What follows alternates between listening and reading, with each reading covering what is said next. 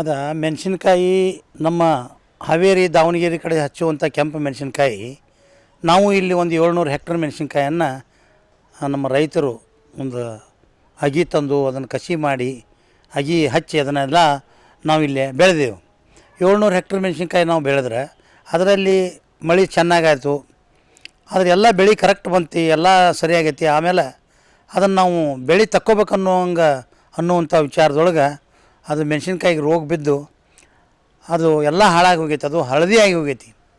ಅದಕ್ಕೆ ಸರಿಯಾದಂಥ ಸರ್ಕಾರ ಸರಿಯಾದಂಥ ಪರಿಹಾರವನ್ನು ಮೊದಲು ನಾವು ಈ ಮೆಣಸಿನ್ಕಾಯಿ ಬೆಳೆದ್ರೂ ಕೊಟ್ಟಿಲ್ಲ, ಲೇಟ್ ಮಾಡಿಕಾರ 50 ಮಂದಿ ಕೊಡುವಂಥ ಮೆಣಸಿನ್ಕಾಯಿ ಪರಿಹಾರವನ್ನು ಒಂದು 10 ಜನಕ್ಕೆ ಕೊಟ್ಟು ಕೈ ತೊಳ್ಕೊಳ್ಳುವಂಥ ಕೆಲಸವನ್ನು ಸರ್ಕಾರ ಮಾಡಬಾರ್ದು.